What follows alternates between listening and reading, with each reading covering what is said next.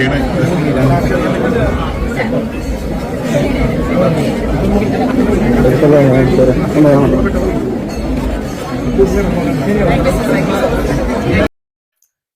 നടന്ന ഒരു ഇനാഗുറേഷനാണ്. V D Satheesan, Dhyan Sreenivasan, Aishwarya ചന്ദ്രൻ.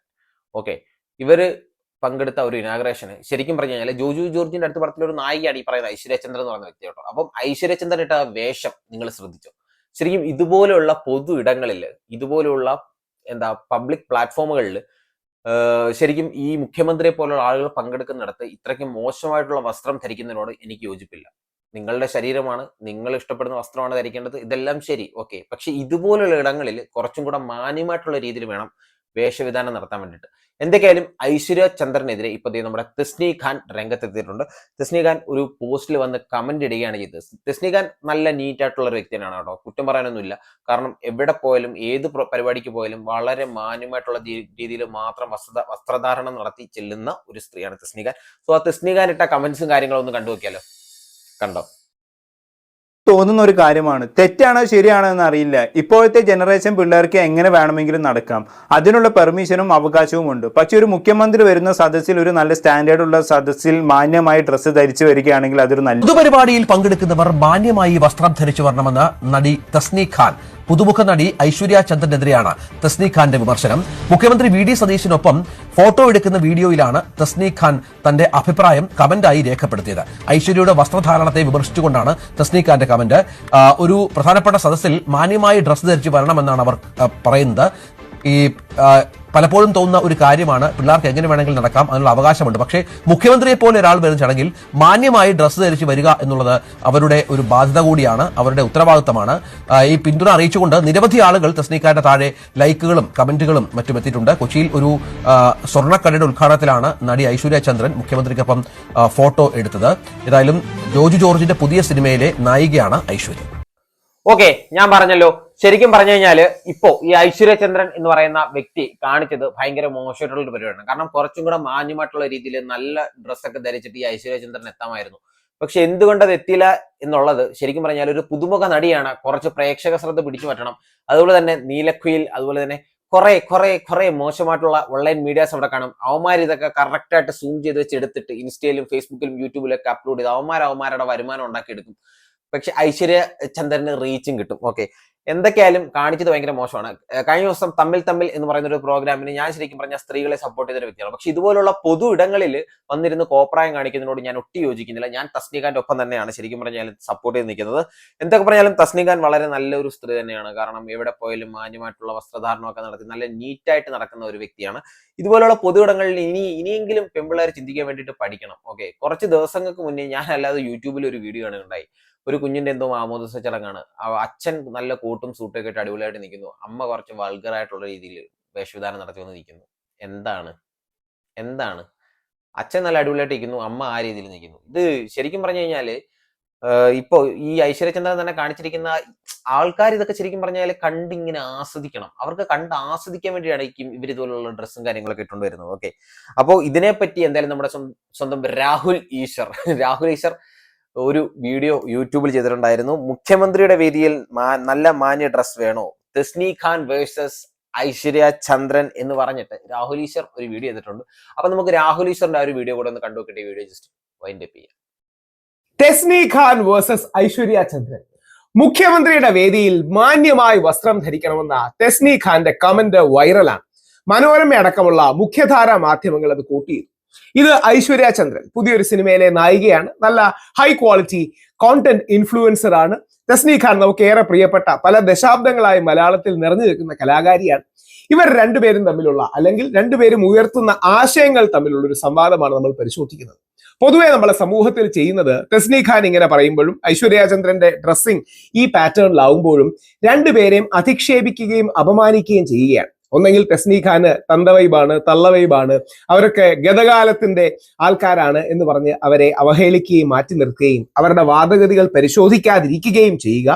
അല്ലെങ്കിൽ മറുഭാഗത്ത് ഐശ്വര്യ ചന്ദ്രൻ അടക്കമുള്ളവർ അവളുടെയൊക്കെ ഡ്രസ്സ് ഇങ്ങനെയാണ് എന്നൊക്കെ പറഞ്ഞ് മോശമായ രീതിയിൽ കമന്റ് ചെയ്യും. അങ്ങനെയല്ല, ഇതൊരു ജെനുവിൻ ഡിബേറ്റാണ്, ഒരു ജെനുവിൻ സംവാദമാണ് നമ്മുടെ സമൂഹത്തിൽ. നമ്മുടെ സമൂഹം കൂടുതൽ ലിബറൽ ആവുന്നതോടുകൂടി, കൂടുതൽ മോഡേൺ ഇൻ കോട്ട്സ് ആവുന്നതോടുകൂടി ഈ ഡിബേറ്റ്സ് കൂടുതൽ വരും. അതായത് ഈ ഡിബേറ്റിന്റെ ആത്മാംശം നിങ്ങൾക്ക് ആരെയും വേണമെങ്കിൽ പിന്തുണയ്ക്കാം. ബഹുമാന പുരസരം രണ്ടുപേരെയും, ഒന്നെങ്കിൽ തസ്നീഖാനെ പിന്തുണയ്ക്കാം അല്ലെങ്കിൽ ഐശ്വര്യ ചന്ദ്രനെ പിന്തുണയ്ക്കാം. ആദ്യം തന്നെ പറയട്ടെ, ഐശ്വര്യ ചന്ദ്രൻ വളരെ നല്ല ക്വാളിറ്റി കണ്ടന്റ് ഇടുന്ന ഒരു ഹൈ എൻഡ് ലൈഫ് സ്റ്റൈൽ അടക്കം അതിനെക്കുറിച്ച് കണ്ടന്റ് ചെയ്യുന്ന വ്യക്തിയാണ്. അവരുടെ 1-2 കണ്ടന്റ് ഞാൻ നോക്കുകയുണ്ടായി, വളരെ നല്ലതാണ്. അവർ ഈ ഫോട്ടോ പങ്കുവെച്ചായിട്ടും ഞാൻ കണ്ടില്ല. ഒരുപക്ഷെ വിവാദങ്ങൾ വന്നപ്പോൾ ഡിലീറ്റ് ചെയ്തതായിരിക്കാം, അല്ലെങ്കിൽ കോൺട്രവേഴ്സി വന്നപ്പോൾ അതിൽ നിന്ന് അങ്ങനെ ഒരു വിവാദം വേണ്ട എന്ന് വിചാരിച്ചായിരിക്കും. അത് അവരുടെ മാന്യത. തസ്നീഖാനും അതേപോലെ വളരെ ജെനുവിൻലി കമന്റ് ചെയ്തതാണ്. അപ്പൊ ഇവരെ ബഹുമാനിച്ചുകൊണ്ട് രണ്ടുപേരും ഉയർത്തുന്ന വാദഗതികൾ പരിശോധിക്കാം. അതായത് ഈ പാറ്റേൺ ഡ്രസ്സാണ്, ഈ ഒരു ഡ്രസ്സാണ് ആ കുട്ടി ഇട്ടിരിക്കുന്നത്. അപ്പോൾ ശരീരത്തിന്റെ ചില ഭാഗങ്ങൾ റിവീൽ ചെയ്യുന്ന ഡ്രസ്സാണ് എന്നുള്ളതാണ് പ്രധാനമായിട്ട് ആരോപണം, അല്ലെങ്കിൽ തസ്നീഖാന്റെ വാദത്തിന്റെ മുൾമുന എങ്ങനെയാണ്. പക്ഷെ നമ്മുടെ ആധുനിക തലമുറയിലെ പെൺകുട്ടികൾ പലപ്പോഴും ഇത്തരം കാര്യങ്ങൾ അൺമൈൻഡ്ഫുൾ ആണ്. അത് അൺമൈൻഡ്ഫുൾ ആകണോ വേണ്ടയോ എന്നുള്ളതാണ് യഥാർത്ഥത്തിലെ ഡിബേറ്റ്.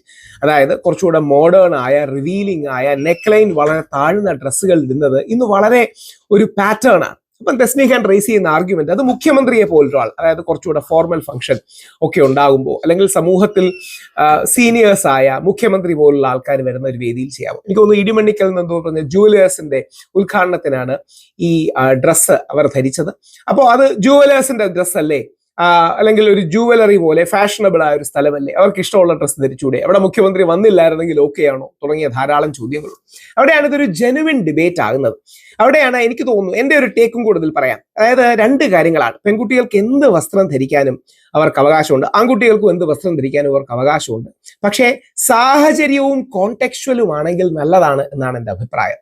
അതായത് മുമ്പ് ഞാൻ വളരെ ആദരവോടെ തന്നെ ഹണി റോസിനെ അല്ലെങ്കിൽ അമല പോളിനെ ഒരു കോളേജിലെ പരിപാടിക്ക് പോകുന്നതിലെ ഡ്രസ്സിലെ വിമർശിച്ചതിന്റെ ഒക്കെ ഒരു കോറെന്ന് പറഞ്ഞാൽ, നമ്മളൊരു പാർട്ടിക്ക് പോകുമ്പോൾ, ഫ്രണ്ട്സിനോടൊത്തുള്ള പാർട്ടിക്ക് പോകുമ്പോൾ, അല്ലെങ്കിൽ ഒരു DJ പാർട്ടിക്ക് പോകുമ്പോൾ, നൈറ്റ് ക്ലബിൽ പോകുമ്പോൾ, ഒരു ആഘോഷത്തിന് പോകുമ്പോൾ ഇടുന്ന വസ്ത്രങ്ങൾ പോലെയാണോ ഒരു പൊതുപരിപാടിയിൽ പോകേണ്ട വസ്ത്രങ്ങൾ? ഇതാണ് അതിലെ ഒരു കോർ ക്വസ്റ്റ്യൻ. അതൊരു സദാചാര ആംഗിളിനേക്കാൾ, അമ്മാവൻ വൈബിനേക്കാൾ കുറെ കൂടെ പ്രൊപ്രൈറ്റി, അല്ലെങ്കിൽ കുറെ കൂടെ സാഹചര്യത്തിന് അനുകൂലമായ വസ്ത്രം തുടങ്ങിയ കാര്യങ്ങളാണ്.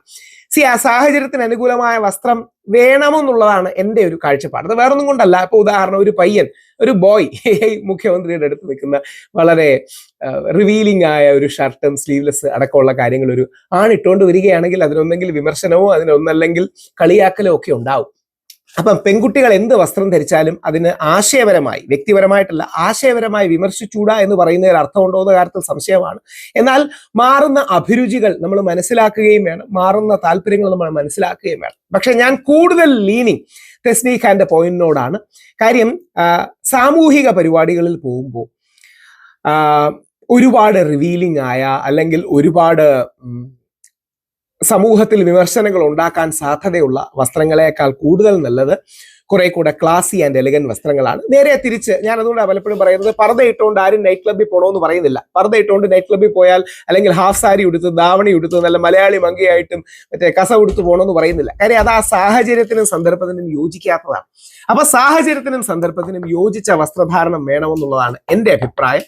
എന്താണ് നിങ്ങളുടെ അഭിപ്രായം എന്ന് നിങ്ങൾക്ക് രേഖപ്പെടുത്താം. നിങ്ങൾ ആരോടാണ് കൂടുതൽ യോജിക്കുന്നത്? തസ്നീഖാനോടാണോ ഐശ്വര്യ ചന്ദ്രനോടാണോ? രണ്ടുപേരും കലാകാരികളാണ്. രണ്ടുപേരെയും ബഹുമാനത്തോടെ നമുക്ക് അവരുടെ നിലപാടുകളെ വിമർശിക്കാം, അല്ലെങ്കിൽ പരാമർശിക്കാം.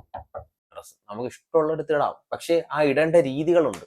ശരിക്കും പറഞ്ഞു കഴിഞ്ഞാൽ ഇപ്പോ ഐശ്വര്യചന്ദ്രൻ ഉദ്ദേശിച്ചത് ഐശ്വര്യചന്ദ്രൻ റീച്ച് ആയിരുന്നു. എന്തായാലും റീച്ചിന് മുകളിൽ പോയി ഇപ്പൊ എയറിൽ നിൽക്കേണ്ടി വരുന്ന ഒരു അവസ്ഥയാണ് ശരിക്കും ഐശ്വര്യചന്ദ്രന് ഇപ്പോൾ ഉള്ളത്. ഓക്കെ, ശരിക്കും ഫീൽഡിൽ പിടിച്ചു നിൽക്കാനുള്ള ഓരോ തത്രപ്പാടുകളാണ് ഇതൊക്കെ. എങ്ങനെയെങ്കിലും ഫീൽഡിൽ ഒന്ന് പിടിച്ചു നിൽക്കണം, കുറച്ച് പണം ഉണ്ടാക്കണം, ഒന്ന് സെറ്റിൽ ആവണം, ഈ ഒരു ആഗ്രഹം എല്ലാവർക്കും ആവശ്യം എന്ന് പറയുന്നത് ശരിക്കും പറഞ്ഞു കഴിഞ്ഞാൽ ഇതിലെല്ലാം മൂലാധാരം എന്ന് പറയുന്നത് ശരിക്കും പറഞ്ഞാൽ പണമാണ്. അതിനു വേണ്ടിയിട്ടാണല്ലോ ഇതെല്ലാം കാട്ടിക്കൂട്ടുന്നത്. അപ്പോൾ എന്തായാലും ഐശ്വര്യചന്ദ്രൻ കാണിച്ചതിനോട് എനിക്കൊട്ടും യോജിപ്പില്ല. നിങ്ങളുടെ ഒപ്പീനിയൻ എന്താണെന്നുള്ളത് നിങ്ങൾ ജസ്റ്റ് വീഡിയോയിൽ ഒന്ന് കമന്റ് ചെയ്യണം. ശരിയാണോ, നിങ്ങൾ ഐശ്വര്യചന്ദ്രനൊപ്പമാണോ അതോ തസ്നീഖാനൊപ്പമാണോ എന്നുള്ളത് നിങ്ങളൊന്ന് കമന്റ് ചെയ്യണം. അപ്പോൾ നമുക്കറിയാൻ പറ്റൂല ആരാണ് ശരി, ആരായിരുന്നു ശരി എന്നുള്ളത്. അപ്പോൾ വീഡിയോ ലൈക്ക് ചെയ്യുക, മാക്സിമം ഷെയർ ചെയ്യുക, പറ്റുവാണെന്നുണ്ടെങ്കിൽ നിങ്ങൾ എന്നെ ജസ്റ്റ് ഒന്ന് ഫോളോ ചെയ്തേക്കട്ടോ. അപ്പോൾ നമുക്ക് അടുത്തൊരു വീഡിയോയിൽ കാണാം. അതുവരേക്കും ബൈ.